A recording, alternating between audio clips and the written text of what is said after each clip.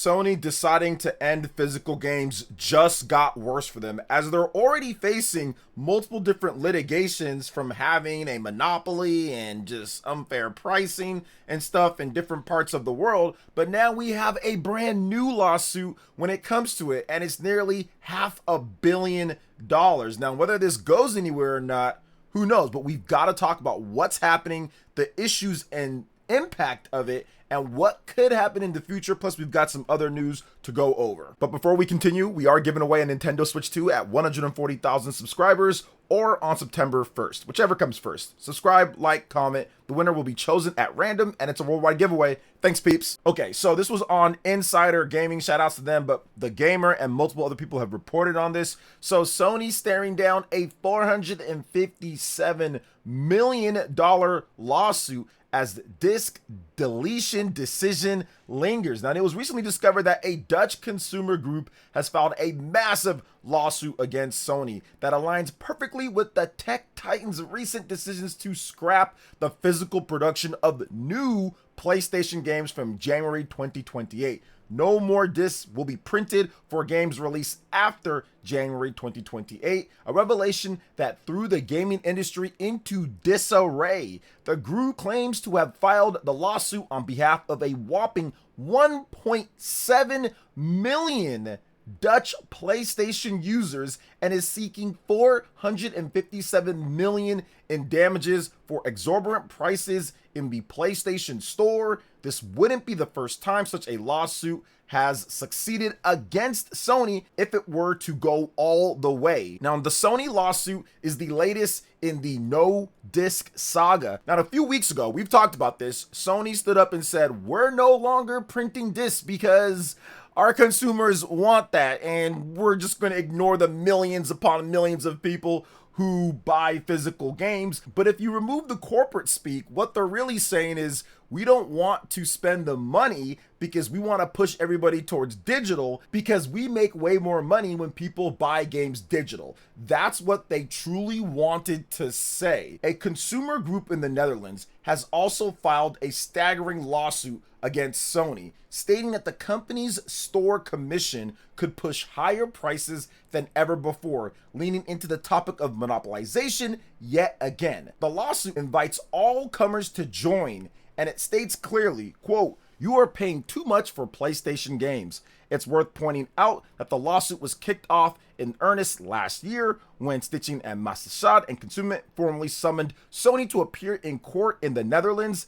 This drew comment from Sony, and it has been a developing situation ever since, but the recent news from Sony regarding physical games has only exacerbated the situation and further cemented this lawsuit's position. With physical games being scrapped, Sony has effectively demanded that most people turn exclusivity to the PlayStation Store for new games, which feeds perfectly into the exact scenario this lawsuit seeks to abolish.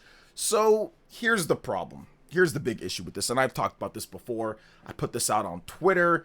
I've been playing video games for nearly 4 decades now at this point. I don't care what names people call me online, whether you call bootlicker when it comes to Nintendo or fanboy or whatever. That's irrelevant because my pocketbook does the talking when it comes to my support of all of these companies. Microsoft, Sony, Nintendo, and even Valve. I've got tons of games from Valve on Steam. I've got tons of Xbox games. I've got tons of PlayStation games. I've got tons of Nintendo games. What I decide to cover the most or not is irrelevant because, once again, you've got to do what you feel that you're best at and maximize your time. That's what I do on this channel. I cover RPGs. I cover Nintendo news because I'm best at that, and I'm maximizing my time as a one-man team here for PlayerEssence. So I don't really care about all that other nonsense. I play Xbox and PlayStation. I have a PS5 Pro. I've been playing those, and I will play games across all different platforms or wherever I want till the end of time. Whenever I decide to stop playing or whatever, it's just over for me. So that's irrelevant.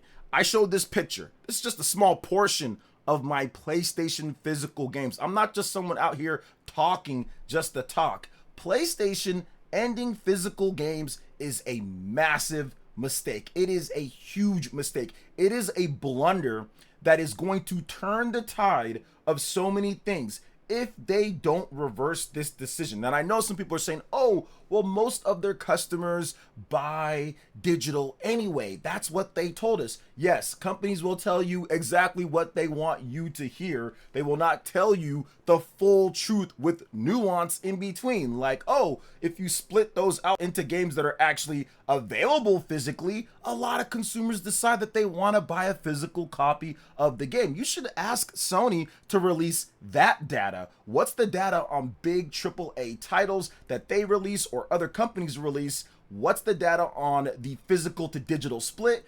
And it's going to be a lot more in favor when it comes to physical games. Obviously, digital is a huge market. They make tons of money digital, whether it's the PSN, the PlayStation Plus. I get that. That money's still being made. That money's still there. Physical does not impede on that. This is a short-sighted decision that's going to prompt a ton of lawsuits, a ton of fan unrest, and higher prices ultimately for everyone, even the people that buy digital only. There's so many times that there are physical games that are on sale and they're not on sale on PSN. Not to say that you're not going to see sales on those same games, but that's the whole point of having consumer choice. You get the game, the best price, whenever you feel like buying the game, not when they feel like having a discount. So you seek out the best price. It is going to turn into some type of monopoly situation. People talk about how Nintendo doesn't reduce the price of their games enough that you spend,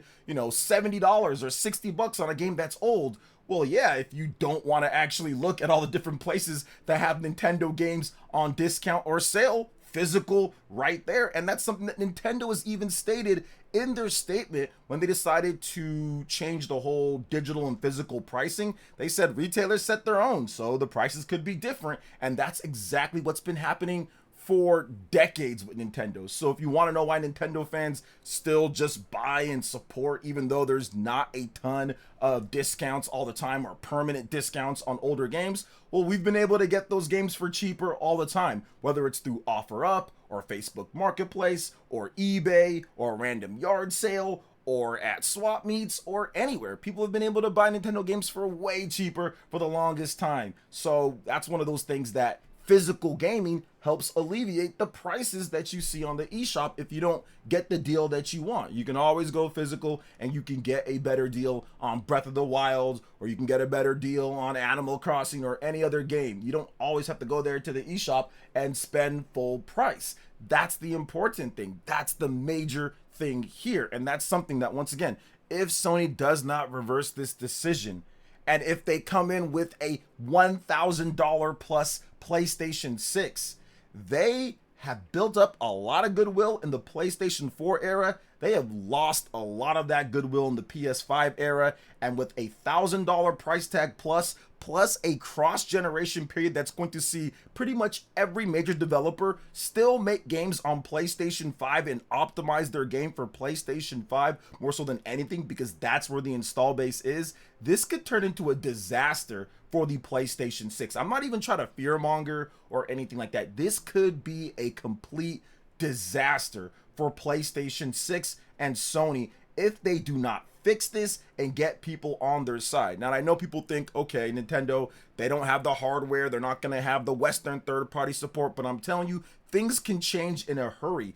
If you have the Switch 2 that's selling significantly better right now at this point, and you're seeing that it can play games like Resident Evil Requiem and like Pragmata and like Onimusha and like Final Fantasy VII Revelation, a lot of these developers might say, you know what, we might want to go over to that platform where the development is going to be cheaper. You're going to be able to release games a bit cheaper when it comes down to everything. And ultimately, you're going to be able to offer, yes, physical version in-game key card, but that's better than not having any physical at all, and it's all just a code in a box. Or even if you want to ingratiate yourself to the actual Nintendo community, put your game full on card, and if it's a good game, people are going to buy it, especially since the install base is rising now that Sony has made this decision. I mean, it was already rising beforehand, but now I'm seeing more and more and more posts of people saying that they are ditching PlayStation for PC and Nintendo Switch 2. If Sony think they can just ultimately do whatever they want and there's going to be no pushback or no financial blowback on this one,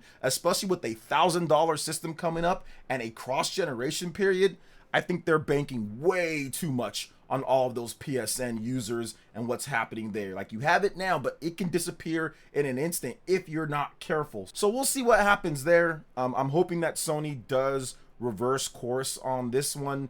I'm not sure if they will. I think they're just going to go through with it and they're just going to see what happens. But we've seen what can happen in one generation to another. We saw that happen with the Xbox 360. We saw that happen with the Wii to the Wii U. A lot of things can change very quickly. So I'm not sure what to say here, but I'm hoping that Sony understands that with all these lawsuits, with all this stuff happening, people are not going to just take it lying down. But another thing that we're not going to take lying down is what Square Enix is doing here with Octopath Traveler and Octopath Traveler 2 on the Nintendo Switch 2. Because although these are some of the best RPGs released in the modern era, turn-based RPGs, the way that they're handling this on the Nintendo Switch 2 is incredibly bad. Like, it's just not great. Now, don't get me wrong. I love the fact that they're coming over natively. It's good to have better resolution and frame rate. That's awesome. And these are two great RPGs. But how they're doing this is not ideal. So let's get into it here. So publisher Square Enix and developer Acquire have released Switch 2 versions of Octopath Traveler 1 and Octopath Traveler 2 via the Nintendo eShop in Japan for 5,478 yen each. A bundle is also available for 6,820 yen. In the West, each game will launch digitally and physically as individual titles for $59.99 and digitally only as a bundle on October 1st. In Japan, a game keycard physical bundle will be available on the same date as the Western release, so October 1st, and you can get both of them on a game keycard. Now, Octopath Traveler first launched for the Nintendo Switch on July 13, 2018, followed by a PC via Steam release on June 7, 2019, Stadia, which is defunct now at this point in 2020, Xbox One and PC via the Microsoft Store on March 25, 2021, and the PlayStation 5 and PlayStation 4 on June 5, 2024. Octopath Traveler 2 also had a staggered release as well. Now, the Switch 2 versions of each title feature improved resolution and frame rate and are not compatible with save data from the Switch 1 versions of the game. There's also no upgrade path from the Switch versions either. So this is really baffling because these are really long RPGs and many people that are probably interested in getting better resolution or frame might have already started up the games on Switch 1 and we're waiting for a Switch 2 version to get better resolution and frame rate. And yeah, we've got it now, but you can't transfer over that save file. That's something that I specifically was waiting for with Octopath Traveler 2. I bought it on the PlayStation 5, played it, and I was like, okay. Bought it on the Switch 1, and I was like, all right, played it, but let me see what's happening here with the Switch 2, because I know it's going to be coming out. Waited years, and now at this point, it's here, and they're like, yeah, no save data transfer. So Square Enix has been doing this, like, a lot. Now, sometimes they don't do it. I think Dragon Quest, they've been okay with that from the Switch 1 to the Switch 2, or more like Dragon Quest 3. They have, like, an update for that, but they have not been doing great when it comes to their games from Switch 1 to Switch 2 and getting save data transfer. I know Dragon Quest 11S, that's coming out to Switch 2 as well, and there's no save data transfer, there's no upgrade path. They're doing the same thing here with Octopath Traveler 1 and 2, and it's on a game keycard. I mean, it would have been nice if Square Enix, especially considering this HD 2D thing started because of the Nintendo Switch 1 and the 3 million people plus all of that money spent at pretty much $60 and above, because there was a special edition that was over $100 that people bought, including myself. So we funded all of this, and the fact that we're not getting a cartridge, or even the fact that we're not getting a transfer when it comes to saves, or even an upgrade path, is pretty insulting, all things considered. I mean, this is pretty bad. This is not great, and goodwill from people who supported this, and people, when it comes to Nintendo players, that buy these HD 2D games the most, yet they're doing stuff like this. Octopath, just to me, I get that it's a great franchise. I do like it, but this type of practice here is just hard to really get behind or support fully. I do like Square Enix. I think that they are one of the best publishers and developers in the industry. They're actually one of the best on the Nintendo Switch 2 with support. They've been doing a great job, and I get it. It's business as well. Like, the margins on the cartridges versus the game key cards are astronomical, and this game's not going to sell millions upon millions of copies. So I get that, but at least you can do save data and you can do upgrade path. At the bare minimum, you can do those. Want to do game key card, whatever, I'll grit my teeth and say, all right, at least it's something physical that I can hold on to that's not tied to an account, that works on multiple systems, that I can sell if I want to, or lend or trade or borrow, whatever. You know what I'm saying? So I get that. Like, that's fine. Like, it's not fine, but I mean, I would like it on a full cartridge, but whatever on that one. But the save data thing and the upgrade path, that should have been something that Square Enix thought about and mapped out. And I don't think it's the hardest thing in the world for them to get something like that. So that's kind of trashed here. But the games are good if you're someone new with the Switch 2, or if you never played the games beforehand. These are two really good games, two great old school style RPGs. They're a lot of fun. If you've played Bravely Default, they're kind of like that, but with HD 2D. They're really good. They're really good games and they're fun, but it's unfortunate. So it looks like it's going to be running at 60 FPS. Maybe it's going to be 1080p or higher than that, because the Switch 1 versions, you can get them on cart for the Nintendo Switch 1. You can get the double pack, and that works on the Nintendo Switch 2, but it caps the frame rate at 30 FPS and whatever the resolution is at docked. So I'm not 100% sure. I think it's 1080p on those, or maybe it's dynamic, but it does cap it at 30 FPS. It's a turn-based RPG, so 30 FPS is not that bad for a turn-based RPG, but for a game like this, it should probably just be 60. It's HD 2D. I mean, it's sprites. I mean, that should be in 60 FPS. Even on Switch 1, in my opinion, there should be a optional 60 FPS mode, but they opted not to do that. But I do think that getting it on cartridge is a nice thing, and it'll be locked in at the resolution and frame rate if you play it via backwards compatible on Switch 2. But if you want that extra resolution and that extra frame rate, then obviously the Switch 2 versions will be the better one to pick. So what do you guys think about all of this news? I know it was kind of depressing a little bit when it comes to what's going on here. I promise we'll have some better news to talk about in the next video or so. Or you can check out my previous video where I talk about a Switch 2 Lite and potentially getting a cheaper model of the Switch 2 out in 2027. I'll have that video up right here on screen. And of course, it will be linked in the description below. So what do you guys think about everything? Let me know in the comment section below. Thanks for watching. I appreciate it. Hit that like button, subscribe if you're someone new, and we'll catch you for the next one. Peace.